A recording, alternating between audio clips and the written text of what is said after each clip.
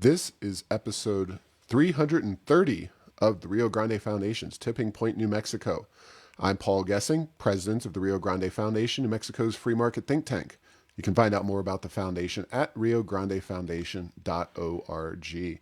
I am very pleased to be joined this week by Thaddeus Preston. He is, among other things, a political activist here in New Mexico and one of the co-hosts of the New Mexico Rising podcast, of which I had the pleasure of appearing on a few weeks ago. And it is a more recently begun podcast. I think, how many episodes you got in the tank there? About 14. 14. So a newer addition to the podcast community. But Thaddeus is an interesting guy. We've known each other for a few years now.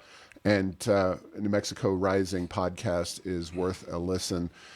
Welcome to Tipping Point, New Mexico, Thaddeus. Hey, thanks, Paul, man. I've been waiting for this for a while, man. It's been a long time coming. Appreciate it. Oh, well, we talked earlier about New Mexico Rising is not necessarily your first podcasting attempt, but No. it's definitely more, I guess, similar to this podcast than most of the other podcasts out there, right, left, and center here in New Mexico. You guys take a pretty close look at New Mexico politics and policies in that podcast. And, from what I've listened to and heard and been on myself, it's a very well done operation. So kudos. Oh, thank you. Appreciate it. Yeah, we are still in our relative infancy. I guess it's not real until it's about 100 episodes. So we're hoping to maybe, catch fire before next year's legislative session, and definitely catch fire before next year's election.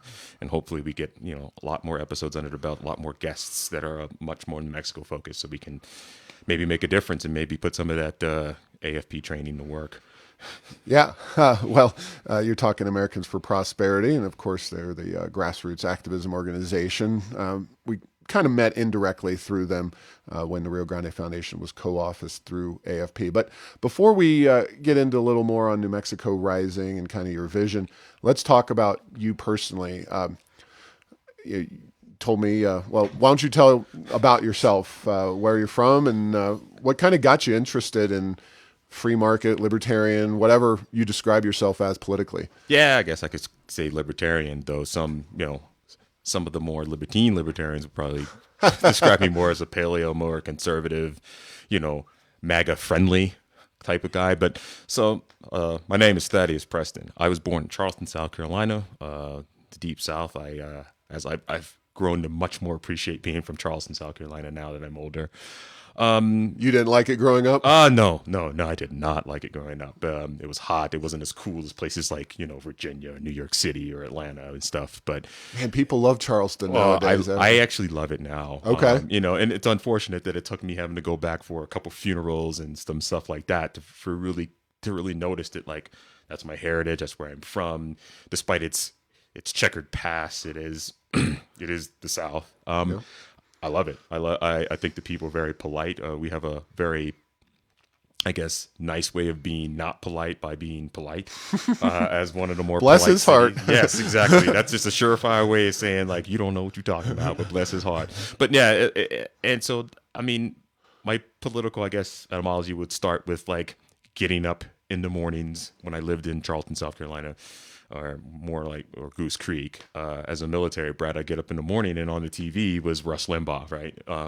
So I'm listening to this guy, clown on Bill Clinton, and I'm like, who's this crazy dude just clowning on Bill Clinton? It's kind of funny, right? And it was early in the morning, because at that point, like, Rush's show had been banished to the nether regions of television.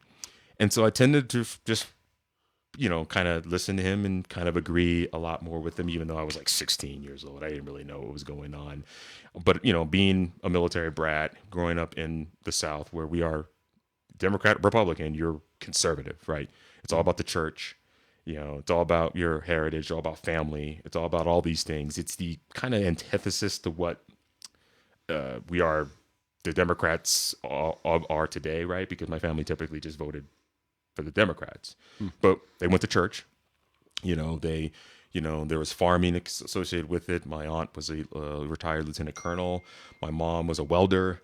She learned how to do that as a single mother and in the South, as a black woman. She learned how to do all that stuff. So I didn't suffer from, these, I would say for weakness, right? Because I saw strength through everyone. And yeah, I just thought that's kind of my heritage. But as I kind of explored more political philosophy, moved to Virginia, was just kind of driving through the turnpike one day, and I noticed that on the radio, I forgot the name of the AM radio, there was that Rush Limbaugh character again. And I was just like, hey, I used to listen to this guy and stuff like that. And I just kind of started that road and that rabbit hole and reading a little bit more. But I really didn't get an awakening politically until I think it was one occasion where he had Walter E. Williams, the late great Walter E. Williams, on, and he bring on his friend Thomas Sowell. And for those who say that identity politics doesn't work when you're trying to reach out, it worked with me because it was just like people who looked like me. I'm African American, if no one knows, and they were talking the same as Rush. And they were, actually Walter E. Williams was guest hosting the Rush Limbaugh show, which he did across most of the late 90s, early 2000s. And that's when I picked up my first Thomas Sowell book. That would be Basic Economics. And it kind of clicked. And then from there, I read a lot of Walter Williams. Then that took me to the Cato Institute, the Mercatus Center. It took me to some deep rabbit holes, and the Ludwig von Mises Institute, and of course Reason, and that's just kind of what started me down that road. I was a conventional Republican, right? I mean, I listened to the Hannitys and the Limbaughs, and even Larry Elder. I think Larry Elder is someone I would listen to a lot. Well, he's back in the news. I hope it's like he seems to be making noise. That would be the greatest thing that California could possibly do, or at the very least, even if he doesn't win, if he comes close enough to winning, to at least shake things up. I read his first book, not his first book, but one of his books. I think it was called Showdown. And the one thing that kind of like piqued my interest in him in particular is he was, an openly back then black libertarian, right? He would have on this crazy, quirky Texas like legislator by the name of Ron Paul on the show a lot, and Ron Paul was talking about the gold standard and this and the Fed and stuff, and I didn't really know what all that stuff meant, right? And then like I said, it's just you kind of go down these rabbit holes and stuff, and then as my political philosophy started to solidify. Of course, 9/11 happened. I was in the service at the time. I guess I've skipped the fact that I did serve 10 years in the United States. Let me interrupt you and dial it back real quick. So, first and foremost, your family were Democrats, but they watched Rush Limbaugh. No, I watched Rush. You turned it on. I turned it on because it was just on in the morning. Right? Okay. Yeah, I just needed something to do while I was getting dressed. So your family were not like conservatives or anything. Not they political. were military. Yes, some were military. Okay. Some were, worked in the private sector and stuff like that. They were just culturally conservative. Right, but you weren't a brat. You weren't. Did you move around a lot? You just lived in Charleston. Nah, I moved around, not a lot. I mean, I came to military. I became a military brat late in life. Okay. Because my mom married a Navy man, and then up until I was 16, I lived in Charleston. We moved to Norfolk, Virginia, or Newport News, Virginia. He was stationed in Norfolk, Virginia. Okay. And yeah, I just that's kind of what it is. And Virginia back then was actually a relatively conservative place as well. It only switched really in the last election. Correct, right? I mean, it's particularly in the Hampton Roads area in and around Norfolk and stuff like that. Even then, I mean, even Democrats back then, like I remember Bobby Scott from Norfolk in that area was a very conservative black Democrat. Yeah, that came from that area and stuff. I actually remember voting for Bobby Scott because Bobby Scott seems to be doing okay. Right. But yeah, this was who was the last Republican governor of Virginia? I don't remember. Oh, it was the Gilmore. It wasn't the Macaca guy, right? No, that was Allen. Okay, that was Allen. Allen was a senator, but I think Gilmore may have been, but I think there was somebody after him. Yeah, but that's the environment I kind of grew up in Virginia. Fair enough. And Rush Limbaugh, I certainly remember watching his shows before I ever heard him on the radio. But listening to him on the radio, I enjoyed listening to him. But when Walter Williams replaced him and sat in, that was a real treat because I thought Walter had such a he was just so consistent, and he didn't jump into the political fray quite as much as Rush did. But he served a completely different purpose, right? He was the guy that kind of solidified at least some of my libertarianism when he basically said, like, you can't go up the block, rob some guy, and then go up the block again and give that money that you robbed the guy from to another person. That's theft. Right. And that's the first time I'd ever heard taxation, put that way. Right. Like, it's theft. It's just like, well, I mean, yeah, but I guess so. And that's when you kind of start going down that hole, right? I mean, when you're a baby libertarian and you're yelling taxation is theft and whatever. And but yeah, that's kind of my political awakening and stuff. I know it was a little scattered, but yeah, that's okay. So you joined the military. You joined. Yeah, there was nothing else to do. Which branch? U.S. Air Force. Okay. So is that how you wound up in New Mexico? Yes, that's how I wound up in New Mexico. Okay, because nowadays, just to fast forward completely, you work at Sandia, yeah. And you kick some knowledge in the first few minutes of our podcast that I was hoping we would get back to the English language, but you clearly deal with some pretty high level sciencey kind of stuff, and you talked about, I don't know, interdimensional. Yeah, we were talking about the quantum time crystal stuff like that. Yeah. We were. That was. But what do you do, broadly speaking, without breaking any secrecy codes? What do you do at Sandia? All right, so I work at the Z Pulse Power Facility, the largest X-ray generating source, at least in this hemisphere, if not the world. And I do control systems and diagnostics on those types of things, and so that aids the NW mission. And it's a great place to work. I mean, some of the smartest people in the world. It's fun, it's challenging, and being a controls engineer there to just make sure that orchestra happens for each of the experiments that we conduct. It's been the greatest thrill of my life. I mean, I haven't had this much fun on a job since I was in the military.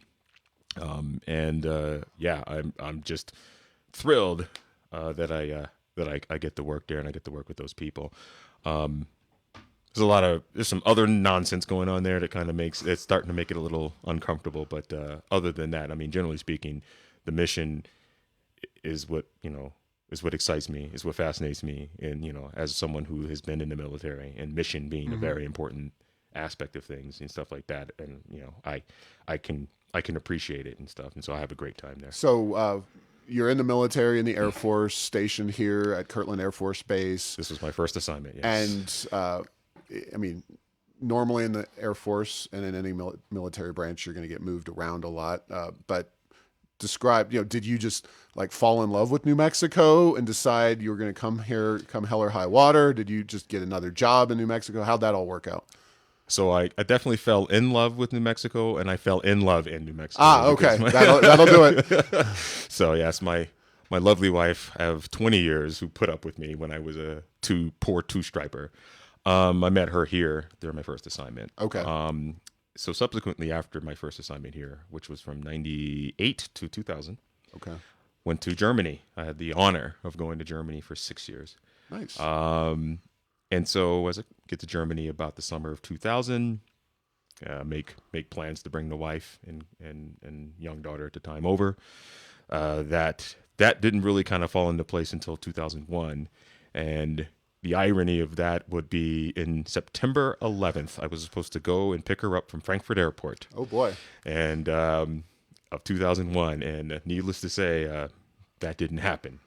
And that changed me for a little bit, right? I kind of fell off my libertarian train a bit, right? I had a young daughter. This had just happened. And ironically enough, I was in the Intel community at that point. And so when you really see how the sausage is made in that aspect of it, I mean, it was a complete failure. Mm-hmm. After the fact, like a couple days after the fact, it was obvious that, the Hamburg cell. Oh yeah, German intelligence. Yeah, they were there. By the way, we were looking at these militants that were kind of camped out in Hamburg, and there were these really weird signs. These guys married their girlfriends right away, and then they disappeared, right? And we're just like, what? And so that's what led me into that rabbit hole. So I was in Germany from 2000 to 2006. During that time, I then went to places like Bosnia.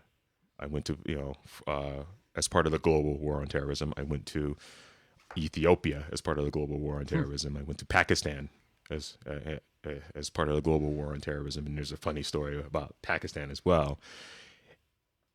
Right about that time, and of course, everyone went to Iraq. Everyone got a piece of Iraq. I know I went twice during my time in the military. I came back to my much more non-interventionist libertarian beliefs when I was deployed to Iraq in 2003. And I saw the hideous transition from the provisional authority to the, I guess, Iraqi authorities or whatever. And I saw the insurgency rise. And I saw the idiocy of the State Department and those who were its adjutants just dismantle the Ba'ath Party. Mm-hmm. So you're going to take all these military-aged men with military training and weapons and say, like, yeah, that regime you work for, that job you had, yeah, we don't need you no more. Get out of here. And then suddenly that is what fed essentially the insurgency, as well as the fact that we didn't understand that the underpinning of having a strong man in that region was, honestly, he kept the Sunnis and Shia at bay. Once there was no Saddam, once there was no Ba'ath Party, once there was no terror apparatus, they proceeded to murder each other wholesale for the next 4 years, and we were stuck in the middle. And I saw that firsthand from an intelligence standpoint, doing really sensitive work, really working with special operators, trying to get Muqtada al-Sadr at the time. He was the boogeyman of Sadr City. And that's when you start realizing, like, we intervened and we had no idea what we were going to unleash. And that's what led me to, all right, what's this Patriot Act? Why did we have to do this? And then you start looking at the provisions of the Patriot Act, and then you start realizing, like, this was a mess. And so I kind of got, after the initial, like, we got to go get them so they don't get us type of mentality. It only took a deployment to Iraq and then working with the Pakistani intelligence services to come back to be like, yeah, we screwed this up, guys. We this interventionism stuff doesn't work. Well, I didn't have this discussion lined up with the eye toward events in Afghanistan here, but obviously that has been just an incredible thing to watch and incredibly sad. This is the furthest we've dabbled in foreign policy in 330 episodes, but my bad. That's okay. We're talking to somebody with a lot of experience and an interesting perspective on that. And we'll eventually circle back, as Jin Saki likes to say, to more New Mexico oriented stuff. But with that being so in the news right now, and I know you, just full disclosure, you're a Ron Paul kind of guy, so that much more in line with that way of thinking. Just for those neocons who might be listening, or whoever maybe has a different perspective on foreign policy. So with that all being said, let's hear your take on Afghanistan. What's going on? It's sad, right? It's you pray for an outcome, right? In the kind of the more Ron Paul non-interventionist school of things, you pray for that outcome, you hope for that outcome, but then you have to understand the ugly reality of that outcome. This was going to happen whether Trump was in office or Biden's in office, or even if Obama would have actually followed through and drawn back. Well, let me. I'm not going to challenge you on that, but let me throw a few points out there. One is they clearly took over a lot of equipment that was sitting around, so to speak. Seems like that could have been avoided. And secondly, 20 years in Afghanistan, and I hate to say it, but the Afghani military hasn't exactly covered themselves in glory. Now, is that a fault of U.S. advisors or somebody not training them well? Give us your knowledge on that. If you don't know, feel free to not say anything. I will wildly speculate. Okay. It's kind of the same thing that happened in Iraq. Okay. If you look back at our efforts in Iraq, when training Iraqi forces, that subsequently then turned tailed and run once ISIS swept the northern country. And honestly, it was the Peshmerga that ended up putting up much more of a better fight in northern Iraq than the actual Iraqi army. I'm going to say something relatively politically incorrect. It's a cultural thing. Okay. We were never going to build a unified fighting force here. We tend to think that we can go into these very tribal parts of the world and we can basically say, you will now fight under this flag, when in actuality, it's kind of more about, I don't want to use this term. It's a family and soil, right? It's more about tribe. Okay. And so it's very, very hard to put them in this mindset, this mindset of like, you are fighting for this flag. I don't know how many friends who were either advisors or worked alongside their Afghani counterparts who said that they were not ready because they were, I mean, some were illiterate, some they were just guys they just grabbed off the street. Hey, you want a job? Here's some guns and some training. I think we in our rush to try to build this Afghani force that was going to fight under this unified flag from different tribes, from different regions who spoke slightly different dialects and had different backgrounds. We were going to build this unified nation. We are unique. We are exceptional as the United States of America because we have bucked that trend, right? Except being an exceptional nation doesn't mean that we were like awesome. It just means we are the exception to the rule, right? I don't know how many guys from different regions of the world and different regions of the country who I, fought and served with. But we fought and served under a flag and under an ideal.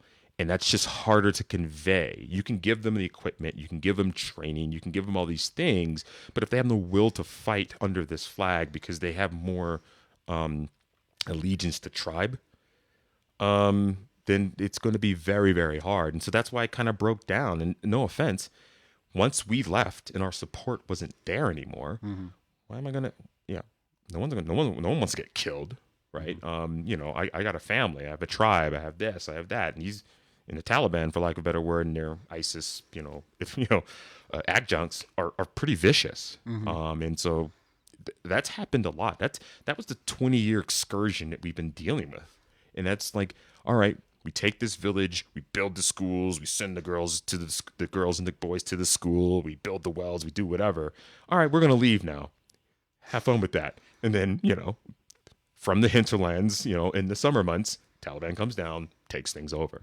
That was always going to be the case. We ran into those same sorts of issues in certain parts of Iraq. And not to get too much on a tangent, I'm a first generation Nigerian American, right? So my father's Nigerian. And he fought in the Biafra Civil War. If you can look, your listeners can look that up. You go to Nigeria to this day, it's still seething under the surface. And what you learn when you leave the United States of America is it's just how unique we are, right? And it's kind of make it disappointing that we're turning to identity politics. But you go to the rest of the world, identity politics is a thing. It's the only thing. Yeah, it's the only thing, right? Like my father's tribe are Ibu, right? There's the Hassan Fulani. There's these other tribes and stuff like that. They went to war and murdered each other wholesale. And this loose confederation of states that now exist in the Republic of Nigeria are a recent phenomena, right? And they're still wildly corrupt, prone to violence in their hinterlands from either Islamic extremists, herdsmen, and tribes.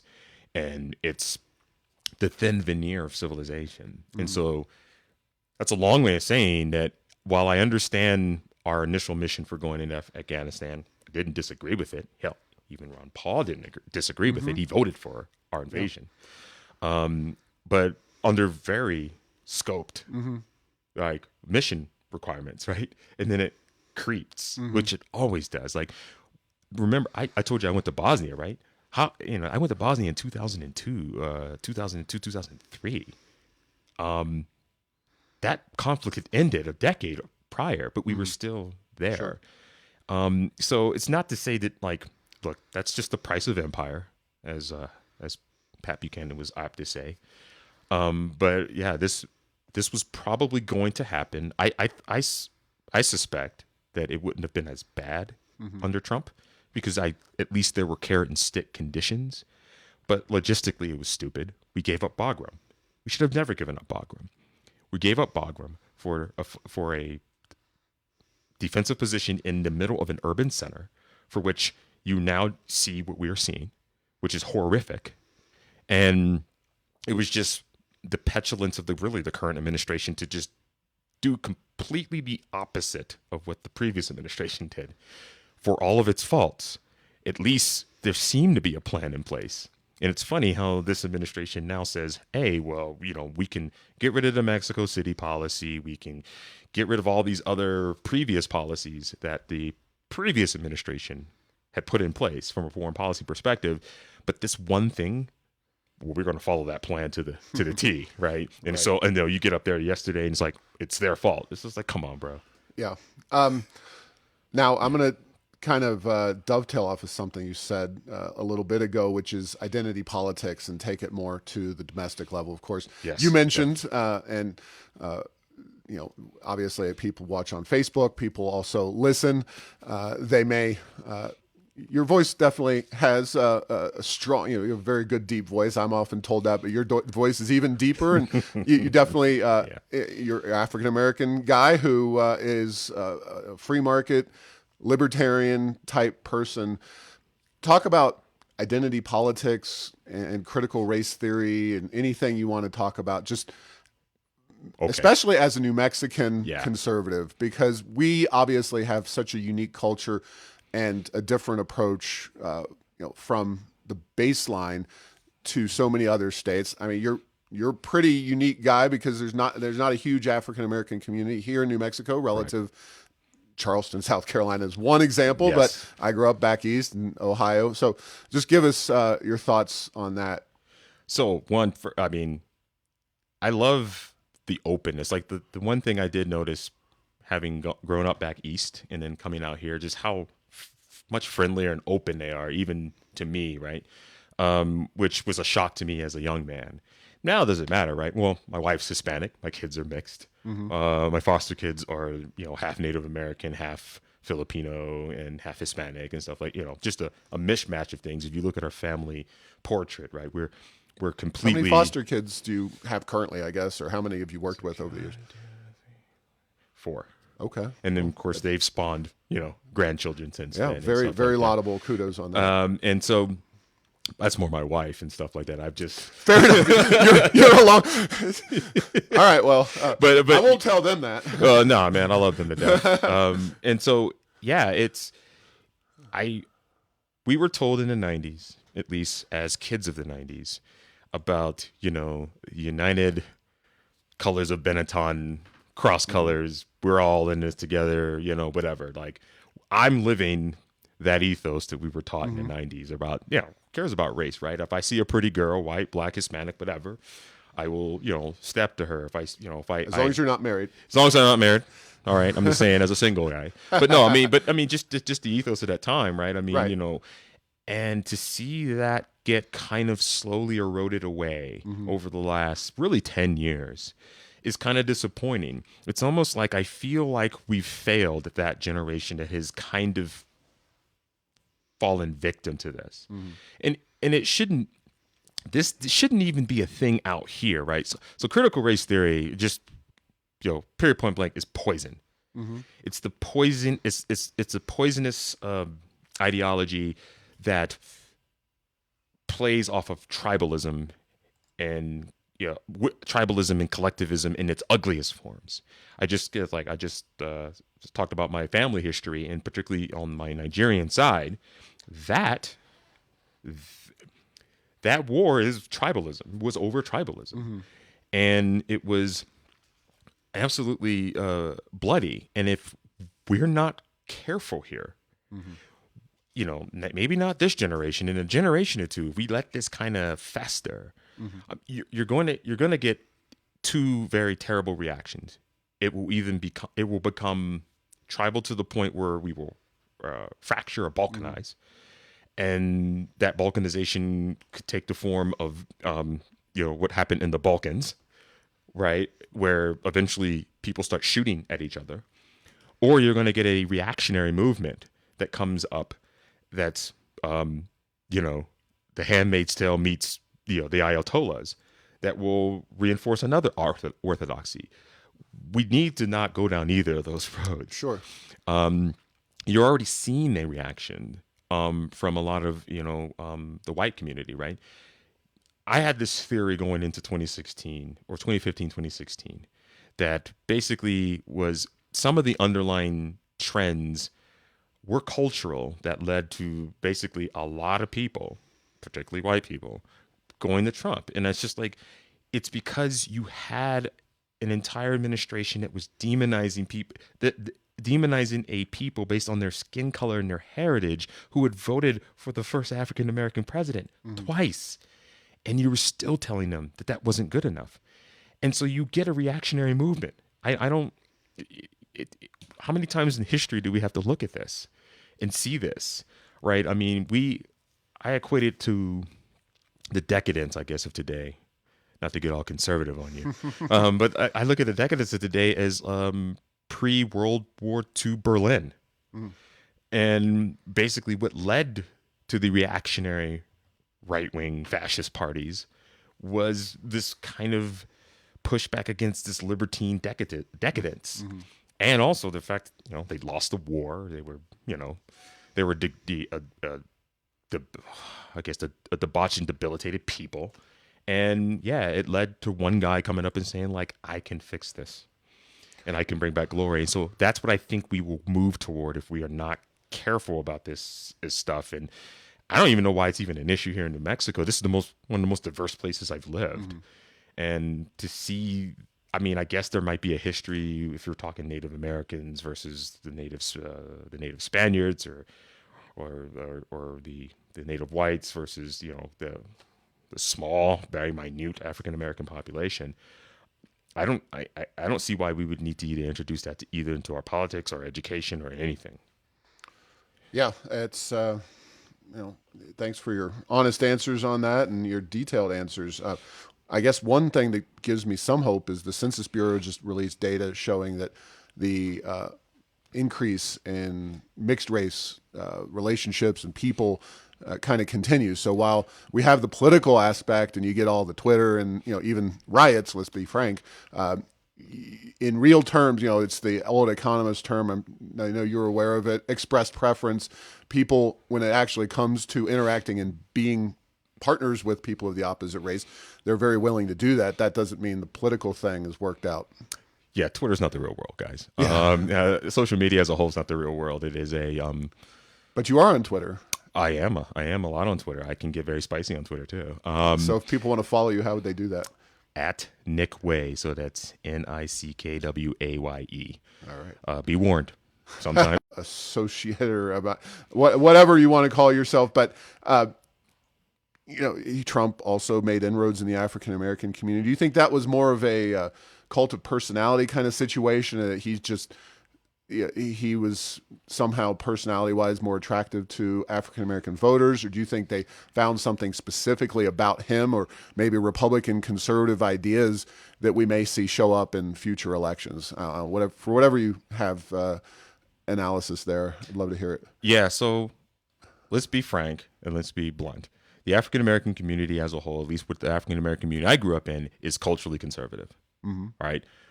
Despite some of our outward debauchery. But we are culturally conservative. We like strength. We understand the importance of patriarchy. We understand the importance of family. We understand the importance of that. We like bravado. We like someone who's bold. And Trump was bold. They like strength. Very little secret among most of my friends is, while we were proud to see an African American in the White House, he was kind of weak. And it's obvious he was weak. And, by virtue of really some of the foreign policy mishaps that he was involved with. And so he made inroads, but because, one, he's been a mainstay in the African-American community for a while, right? Everyone grew up watching The Apprentice. Everyone grew up watching, rap songs that basically use Trump as a verb, right? So yeah, that's why he made inroads. And then he made real inroads. I mean, giving tons of money, or at least solidifying for at least another decade, like funding for historically black colleges and universities. Criminal justice reform, though he didn't, I don't think that juice was worth the squeeze, but he did show openly like, yeah, I mean, I'm willing to change criminal justice, to, maybe rebalance what we had done over the last 30, 40 years. So yeah, he did made it. He made inroads, and right, and I think people really started looking at the fact that like maybe what they were being told about him in mainstream outlets versus what they're actually seeing around them, jobs, you know, not necessarily lower crime rates, but like opportunity and actually inroads. Maybe that's kind of what changed it. And so yeah, he gained a couple more percentage points, which was good. He did lose a lot of white suburban voters, but there's other issues pertaining to that that I've expressed on Twitter in many different forms, and it's not nice. Yeah. But yeah, that's why. All right. Well, let's get into the nitty gritty in the last 10 or so minutes. So, Cool. New Mexico politics, economy.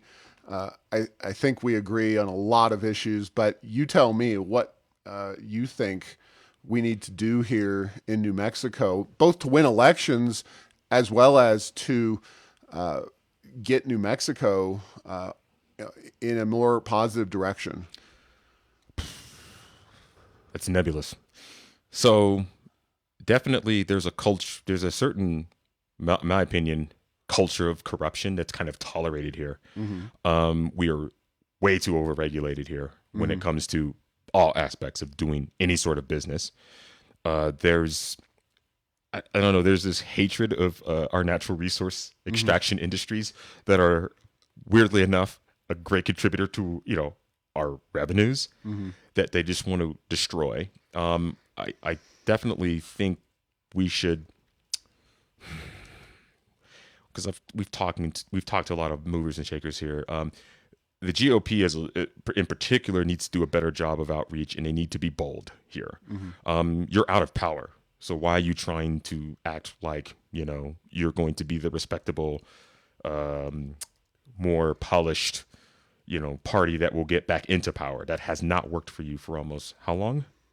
Have they been out of power? Well, I mean, depends on how you look at it. But well, from a legislative standpoint, right? It's been a while. Yeah. And then, I mean, from the governorship, right? I mean, the last great governor we had here was Gary Johnson, but then, that's neither here nor there. Even when they're in charge, it's been ineffectual.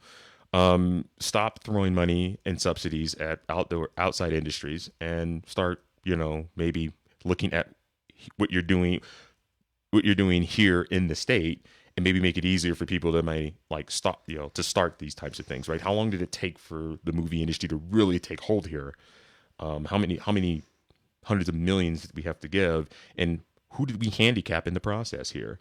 Not everyone can get these subsidies, right? Maybe focused on, deregulating a bit, put that GRT in the grave and bury it, to death, right? I mean, just get rid of it. There's numerous issues, and then I guess really there's the cultural issue, obviously, of maybe focusing too much on trying to get people to come here and like us, and not understand that maybe we have good resources here in the form of natural resources, in the form of our people. Let's invest in those, and then stop chasing these companies down and dragging them here and say, hey, come to New Mexico and do our thing. There's a lot of great attributes about this state. The state doesn't have a lot of confidence in its ability to really show itself, right? But I mean, there's a political class here that just kind of likes the status quo. They like the regulations. They like, the mother may I, right? I mean, there's no power in saying yes to industries here. I guess small industries here, right? They're doing the legalization of cannabis and stuff like that. And all one has to do is look at those rules and be like, this is made specifically for bigger players who are already here to, thrive. And smaller players to be like, I mean, thank you for the micro license, but that's still the very onerous process of micro license. And also, I've just talked to friends who've opened breweries here, who've opened businesses here, and it's just difficult. And it's the state level, it's your local municipal levels, your villages, your this, your that. We don't own a lot of our land here. It's just get out of the way of the citizens of this state. the natural resource of your state who you need to cultivate more than anything else. And maybe you can start fostering I guess a culture that is confident in our ability to compete with the rest of the states around us, because we definitely don't.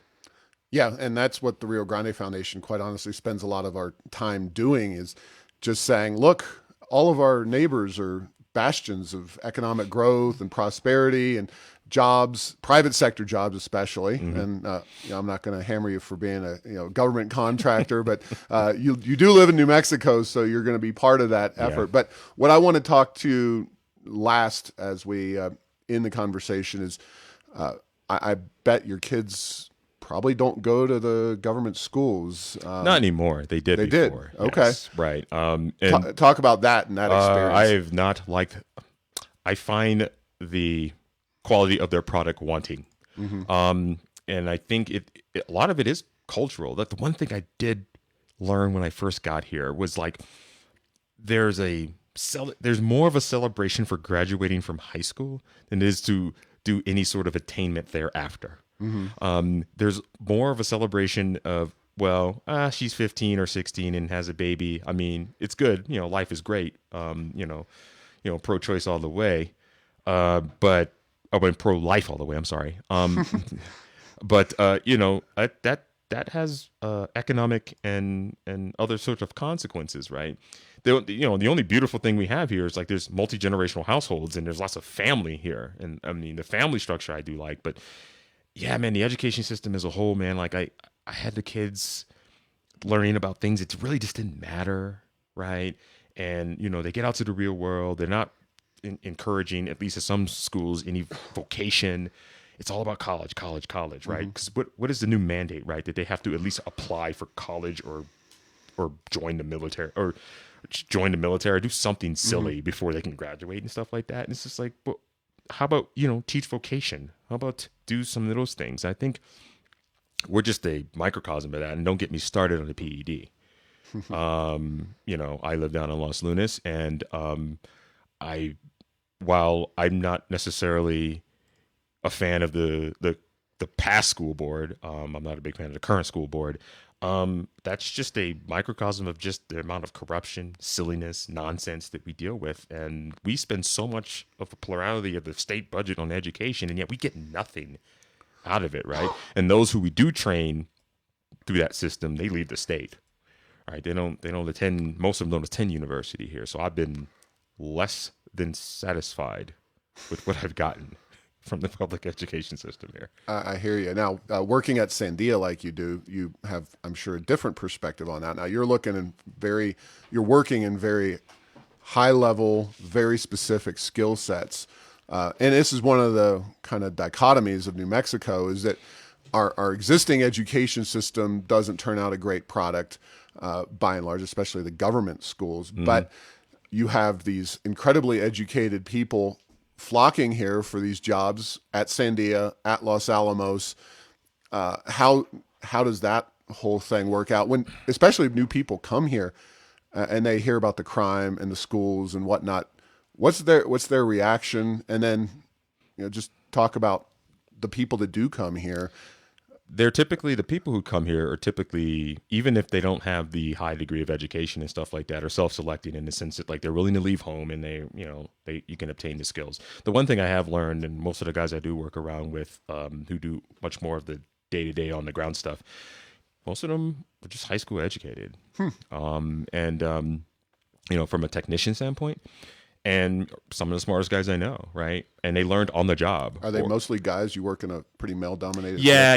They're a couple very sharp females, but yeah, for the most part, yeah. Like it's we try our best to recruit and stuff like that, but it's hard.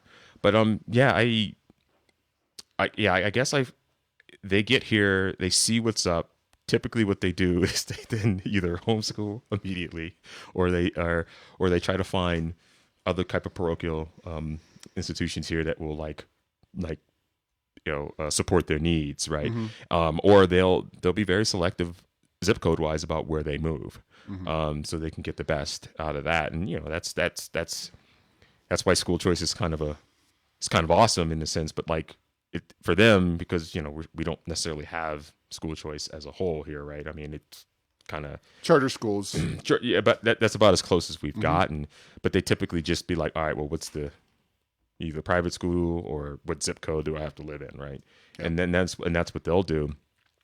Generally speaking, though, because it's kind of ingrained in their household, right? Because typically it's a two-parent home. Typically it's a two-parent home where both have high levels of education. They put their kids in the right direction, right? But yeah, they don't. Even if those kids are really smart, I mean, they'll go to UNM for undergrad and then they'll go to graduate school somewhere else, and then they typically either don't come back or they'll come back later when they've obtained enough skills, and then they'll get a job at the lab like everyone who wants to make money. So exactly. All right. Well, thank you, Thaddeus Preston, and please remind folks of your podcast if they have some space in their web stream for an additional New Mexico oriented podcast. So yeah, we that's for much more subdued conversation about the politics of New Mexico. It's New Mexico Rising podcast. That's myself and Sean Wetzman, and we talk to local folks around here. This week we'll be talking to, hopefully I don't butcher your name, bro, Angelo Arona. He's a guy I've known for years, a businessman in the brewery industry here. We're just gonna chop it up. Hopefully, you don't get into too much beer talk, but we're gonna chop it up about his trials, tribulations, his struggles, and also his successes here in New Mexico and stuff like that. To kind of move the conversation away from politicos and stuff like that. Will you be drinking during the podcast? That's the real question. Being that I try not to drink before noon, so we and then of course there's the American Council for Truth and Journalism, a Tribune Media International property. That's a little bit more NSFW. Yeah. And so, but again, we're talking more about national issues, big scope issues, and serious issues and stuff like that. And then of course we have other properties out there that we'll be bringing online soon enough. So support us if you can. All right. Thank you very much for your time. Really enjoyed it. Thanks for listening to this week's episode. Find all episodes at tippingpointnm.com or at the Rio Grande Foundation's YouTube channel. Subscribe to this show at Apple, Stitcher, or have your Google Home play Tipping Point New Mexico. Thanks to Path 3 Marketing for producing this show.